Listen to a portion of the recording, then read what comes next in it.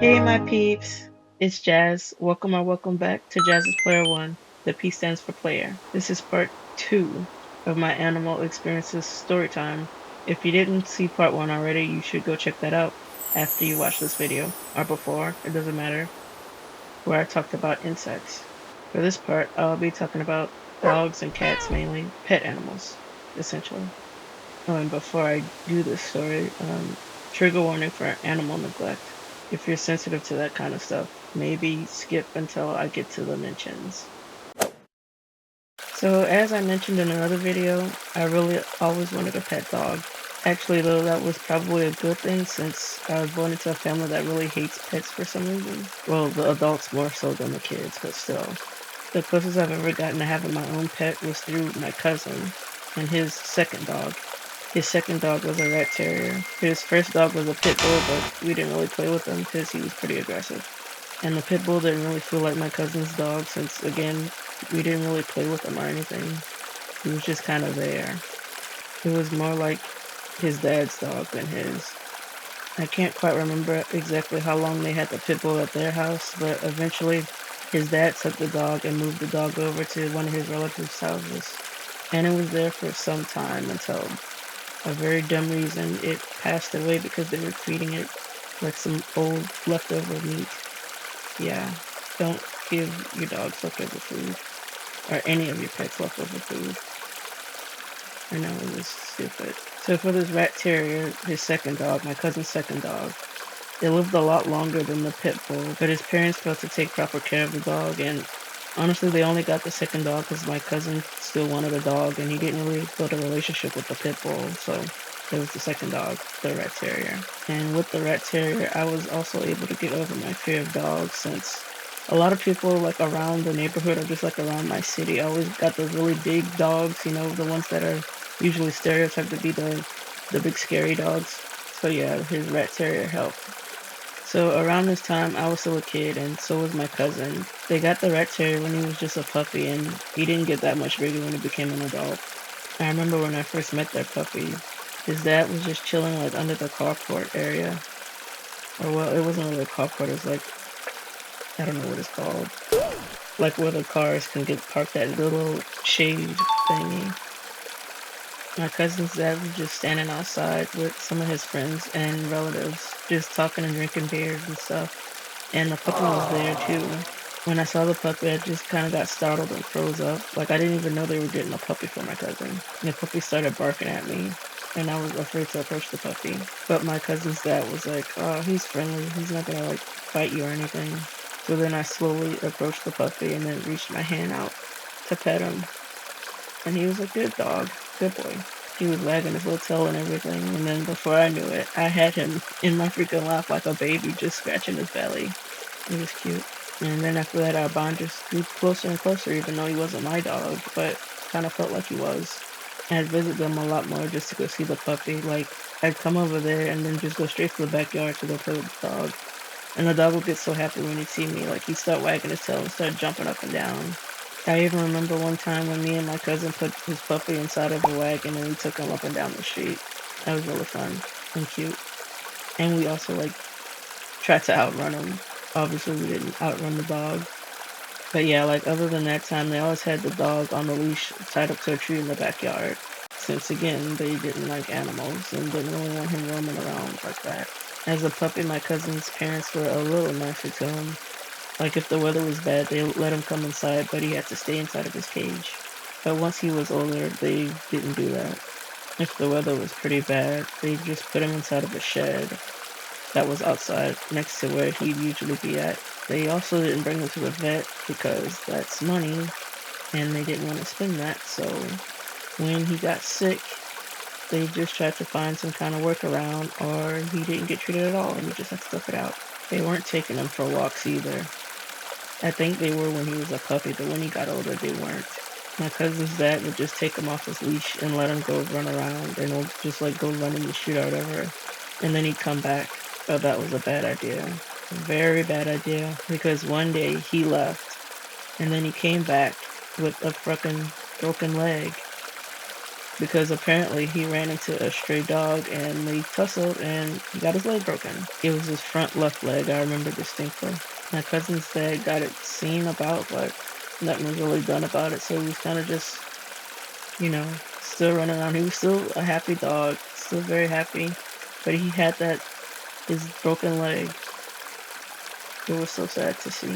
I also remember around that time he started getting like ticks. He kept scratching himself. That was before he broke his leg, and then after that too.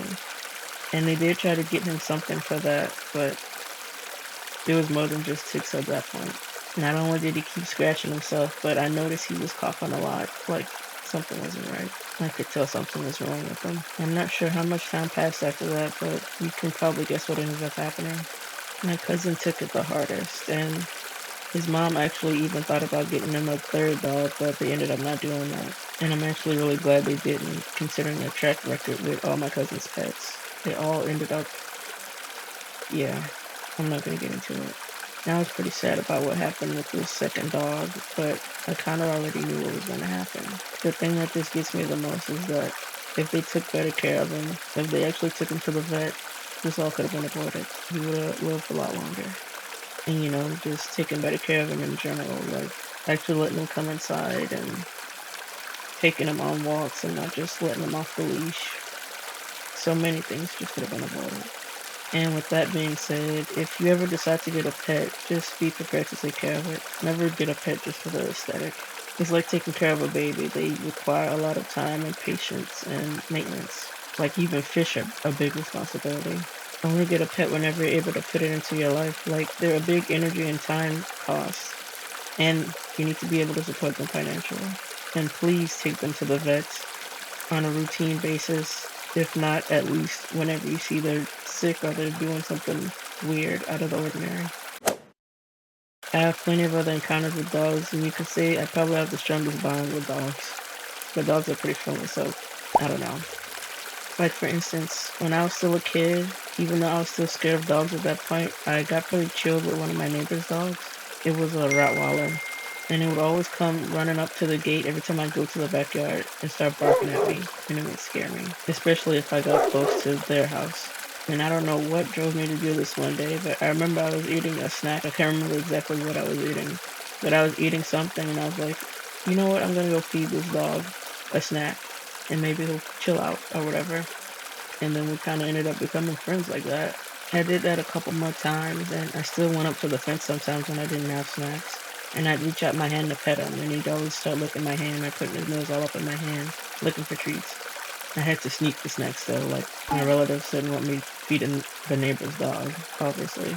Despite not being a dog owner or knowing all that much about dogs, I was still pretty cautious as a kid. Like I always made sure not to give the dog too much of my snack or do something crazy like give it chocolate. I knew dogs could not eat chocolate. Also, yeah, like I said, I also wasn't giving it snacks like every single time I went to the backyard. But yeah, those neighbors eventually moved and I don't know what happened to them or their dog.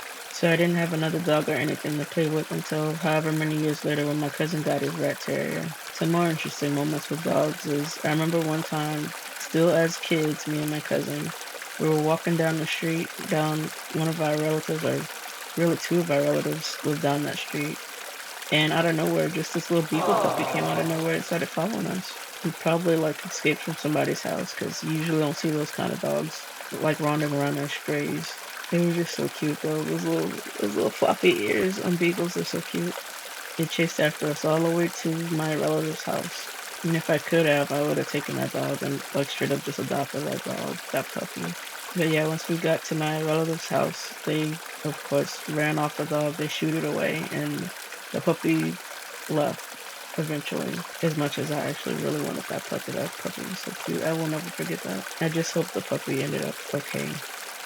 Because I don't know what happened after that. If the owners, well, I'm still assuming that it escaped from somebody's yard, but I don't know if like the owners found the puppy or like somebody else took in the puppy. And then another time something like that happened was so many years later when I was in college, so like not that long ago, not that many years ago. I was at one of my friend's apartments and she was showing me around the complex. And there was this guy and his dog walking along the path that we were going on. Oh, and the dog, in case you're wondering, I think he had like a little white Ye's dog. But yeah, the guy was just walking with his dog, and then like as we were passing him, the dog was like, What the dog doing? "Grrr." Like I'm gonna go follow them now. He didn't realize it until he got like to the end of the path we were on, and he just watched his dog follow us. We literally had to just stop in our tracks though. Then he came running over and he picked up his dog and he apologized. He was really embarrassed, I could tell. And then an even shorter time ago, like months ago, I was in a store with another one of my relatives, and I think the door was broken. It was one of those automatic sensor doors that slide open and close. And we were at the checkout line, and there was this stray dog that just wandered in. It was a big, hairless stray dog that just wandered in. I'm not sure the breed of this one, but it just wandered in, and it like looked around and kind of started just walking around the store. And then it looked at me, and I was like, please don't come this way, please don't come this way.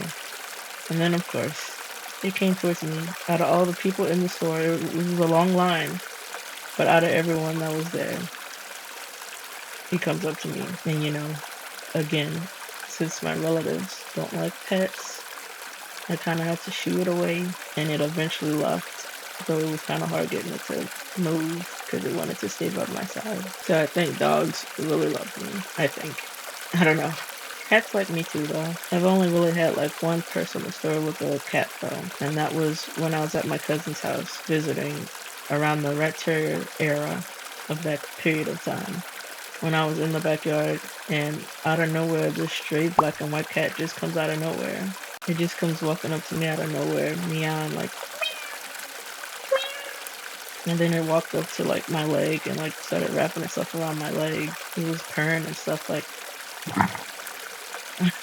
I could feel the vibrations. Then it flipped on his back for me to rub its belly, and I rubbed the belly. And then as I was doing that, my cousin's parents popped out, and they were like, don't mess with that cat. And they went back inside, but I was still playing with the cat for a little while. I really just petting the cat, honestly. And again, I was thinking, yeah, if I could, this would be my cat. I'd adopt the cat. I even like named the cat too, even though I couldn't keep it. I named it Cole. Yeah, like the store Coles. But it was short for Nicole, so it'd be spelled Nikohl. A very unique way to spell Nicole. I've never actually seen anybody spell Nicole that way. Then after a while, I just got up and it started to wander off. And it crossed in front of my cousin's dog, which was kind of funny. Because it was like walking away, and then my cousin's dog started barking at it, and it was like, it just paused, and it was like, good thing the dog was on the leash though, because they probably would have fought, or would have chased it at the very least.